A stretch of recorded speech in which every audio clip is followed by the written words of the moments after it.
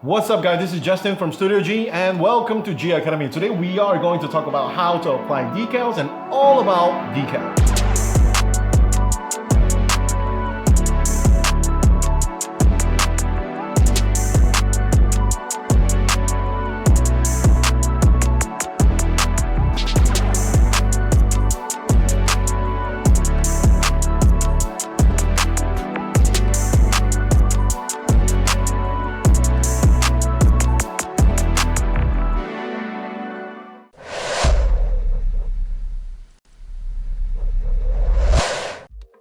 When it comes to decals, there's quite a lot of types. We have the dry decals, we have the normal stickers, and then we have water decals, which is one of the most popular ways to beautify or add a lot more details to your Gunpla kits. Here I'm going to show you guys several types of decals. For example, this is a sticker from the Gundam Axia. Basically, it's just typical stickers that comes with a transparent backing. You can get it pretty much with every MG kit. It almost looks something like this. Next, this is the one from Gundam Barbatos, the MG that you get. If you guys look at the details, it's really detailed. This is one of the higher quality stickers that you can get from the recent Bandai releases. So if you buy an SD kit, this is what you get with an SD kit. It's basically just stickers to illustrate or to bring out the details within an SD kit itself. Nothing special. They usually come in a big piece like this, and this is basically what you get with an SD kit. Now time for some RG. So with the RG, basically it's almost the same as the one I showed you previously from the Gundam Barbatos. The quality is really nice. The problem with stickers is that the sides of the stickers, the edges of the stickers will always show. And some say that there's a way around that, some say there isn't, but let's try to figure it out in this video with top coating, which we'll be talking about later. Next, let me show you the one from high grades. Typically, this is what you get with a high-grade kit. High-grade kit nowadays have even less stickers. And then what they show, the quality itself is basically just like the one you get from an SD kit. It's really nothing special. The edges will still show, and usually they come with the big, huge pieces like this to literally change the color of the part. It's not really add too much details. And most of all, what is commonly used are only the eyepieces. When it comes to dry transfers, these are the dry transfer. If I'm not mistaken, this is from a unicorn kit that I did back then. It comes with a dry transfer sticker. If you remove the wax paper from the back, you can see that it's really translucent. I'm gonna use my hands instead. And then dry transfers are literally the best thing for a decal because they do not have any edges, they do not have anything. They're just inks being printed on a piece of dry transfer paper. And then what comes out of it is really clean decal. But at the end of the day, the method of applying dry transfers are very tricky, and it's usually not reversible once you do the transfer, unless you gotta scrape it off instead. Next is another piece of dry transfer from the 00 Quanta, and just to show you guys some example, the details are very intricate, and again, dry transfers do not leave any edges around. They are just inks printed on dry transfer.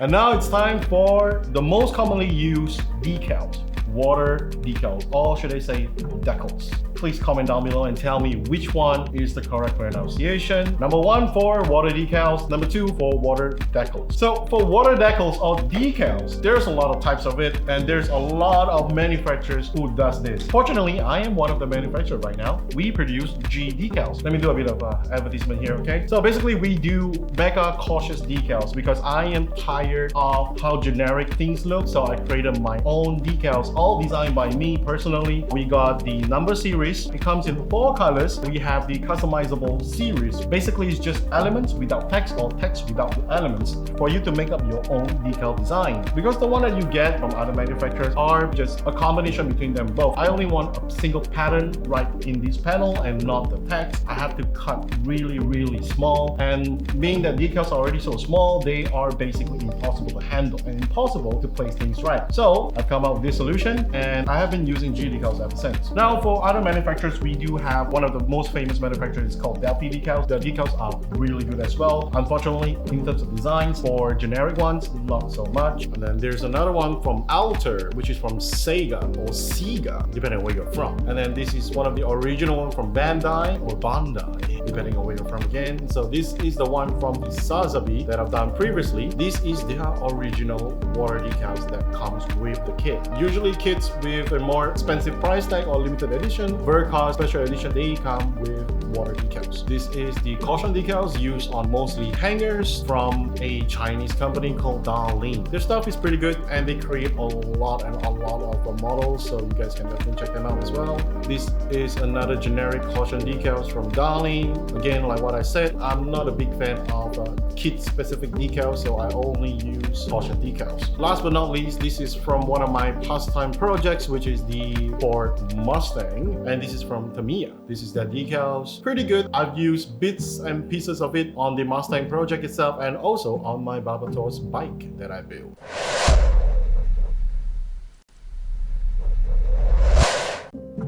So now let's talk about what you need to get started on applying your own decals. For dry transfers, basically you don't need anything other than your nails, hobby knife, a tweezer, and that's it. I'm gonna show you guys the method on how to apply it later on. And for normal stickers, basically you don't need anything else as well. You only need a pair of tweezers or a bamboo skewers with a really pointy end of it, and you're good to go. Last but not least, if we're talking about water decals, you probably need the muck softer, the muck setter, you need the cotton buds, tweezer, hobby knife, cutting mat, a bowl of water, probably not too big of a bowl, and also some kitchen towels or some wet cloth. That's it.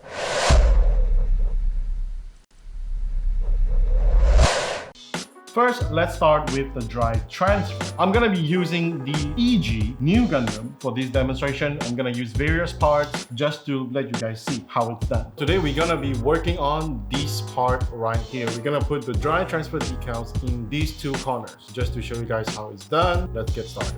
And for the dry transfer decals, we will be using these two small parts right here. Not sure if you guys can see it. First, use your hobby knife. Cut out the dry transfer that you want to use. So for this one, we will cut this part out.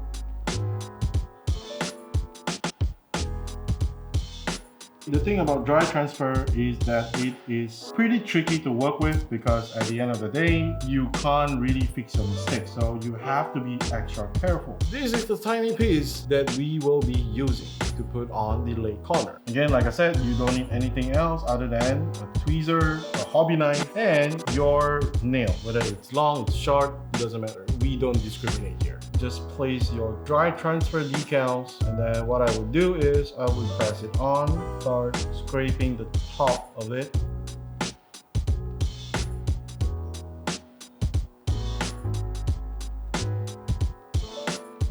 Don't worry about scraping the decals underneath because at the end of the day, there's a backing of it. All the decals are printed in reverse. So other than using a nail, you can use your tweezer to kind of scrape the decals to make sure that it's gonna stick to the surface. And once it's done and once you're confident, you can peel the whole thing off. Just like that. And when you're done with it, give it a good old tap. Press it on a little bit, make sure that everything is stuck on, and here you go. And that is how you apply dry transfers. It's a bit tricky, but at the end of the day, the results are very, very good. Too bad not many people are producing this because it's not very user-friendly, but they do produce the best result. So now for the sake of demonstration, I'm gonna do the other side as well. Unfortunately, there's no editing of magic, so please watch the whole thing in full. Yeah, just joking, but I can do a time lapse on this.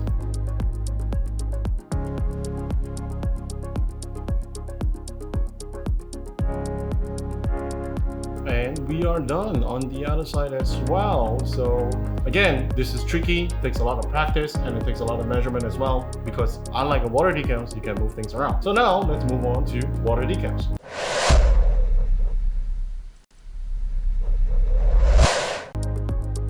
So for water decals, we will be doing the thigh of the new Gundam. So you guys can see the difference. I'm gonna do one here so that you guys can see what's the difference, and at the end of the day I'm gonna show you guys different kind of finishes to finish the water decal as well. So step 1 is to choose your water decal. I have a selection of G decals right here. So this one is 1/44 in size, so we're gonna choose this one. G decals 1/144 mega cautious. So here we go.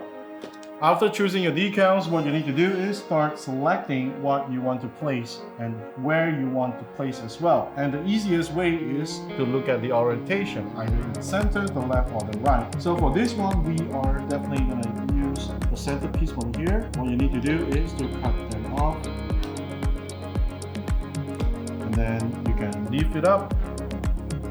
Next is to put them into a bowl of water. The water can be warm, can be cold, as long as it's water and not the saliva, it's all good. Now just dip it in, let it sit there for 3 to 5 or 10 seconds. And then through the power of magic editing, 10 seconds has passed. What you need to do next is to lift it up from the water, place it on the paper towel to kind of relieve it from the extra water. And then next, what you need to do is use the mug setter. I'm gonna talk a little bit more about mug setter and mug softer. So we're gonna use the mug setter, give it a good shake, apply a small dab on where you want this to be.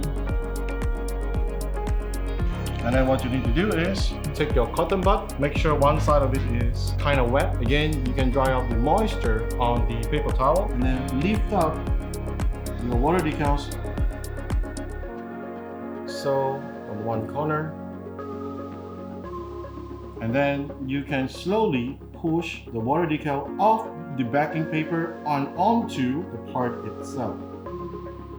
And the good thing about water decals is that the alignment is not exactly correct on first try. So you can always move things around very lightly and very gently with tweezers.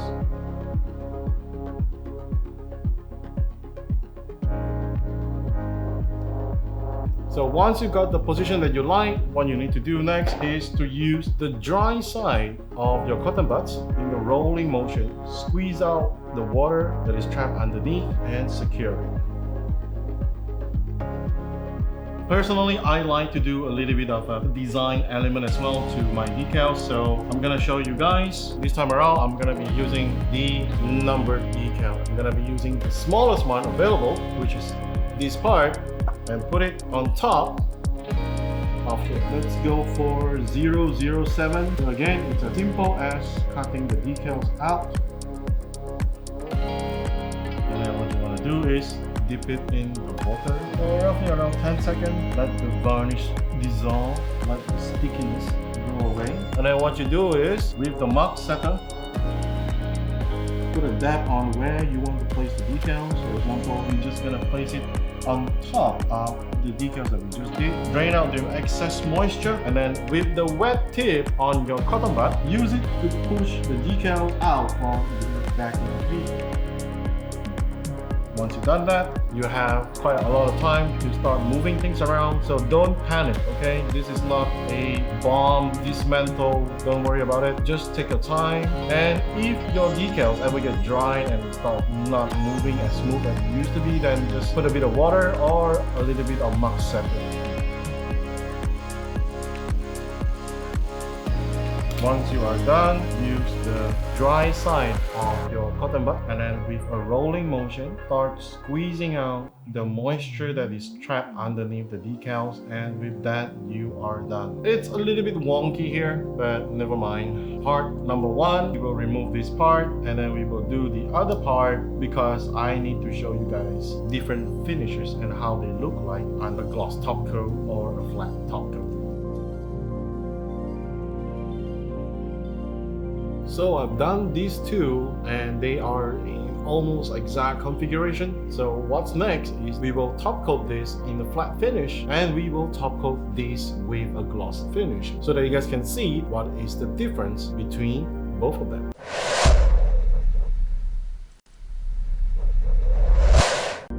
So mug setter itself is used to set your decals down, because once it's dried up, it's just gonna fly away. You need something to hold it down. So mug setter is a perfect candidate for that. For mug softer, it is what it is. It makes your decal go soft. For example, if you have a curved part or an edge part, that you want your decals to really adhere to the shape of the part itself instead of being like a decal. So you need to apply a mark softer after you apply mark setter. For example, before everything is dried up, once you got your position down right, then it's time to apply some mark softer. Once you apply on top of it, leave it down for like 3 to 5 or maybe 10 seconds, and then again use the rolling motion to roll everything off, get the moisture out of the decals from the underneath, and then you are done. The key is to practice on a piece until you're familiar with it, then only work on the actual kit that you want to do. Don't worry about screwing up, because at the end of the day, all decals can be removed via sanding. You can just sand them off and then just rebuff them, repolish your kit so that they will look like original. So don't worry about screwing things up. There's always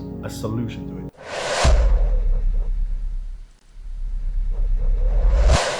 For this demonstration, we will be using the flat top coat and also the gloss top coat just to show you guys the difference, and we will be using them from the Mr. Hobby aerosol can version instead of the airbrush version, because these are much more friendlier to use, easier to use, and you don't need a fancy setup to do all this. You can just do this outdoor.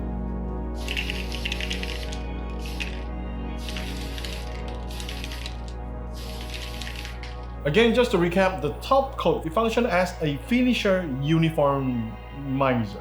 Basically, your original part or your painted parts and decals, they have different kind of finishes. Your part might be a flat one or a gloss one, and the decals, it has its own sets of finish. For example, it might be a glossy one, it might be a flat one, or it might just have a neutral semi-gloss kind of thing. If you don't do a top coat, your kit, it's gonna have different kind of clarity to it when it hits the light, and that is really offsetting. To avoid this problem, what you need to do is you need to put on a top coat just to level things out, basically achieving same kind of finishes on both your decals and your part. And by doing so, you will kind of eliminate the edges that you see on water decals. In conclusion, adding decals is absolutely essential when you're customizing a kit, or maybe you're just a straight builder, because by adding decals, you are essentially adding much more depth, much more details, adding much more a mechanical kind of feel to your robots or to your Gunpla. So this is a step that is very finicky, it's very troublesome to set up, and it takes a much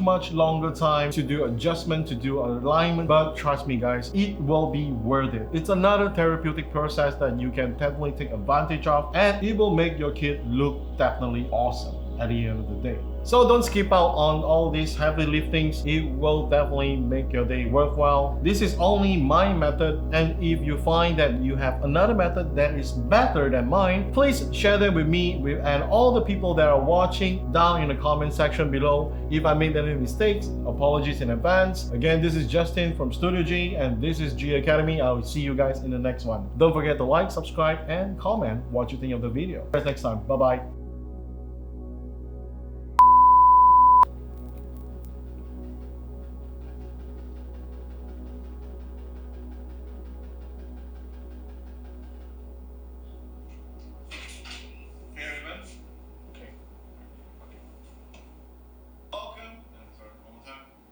What's up guys, this is Justin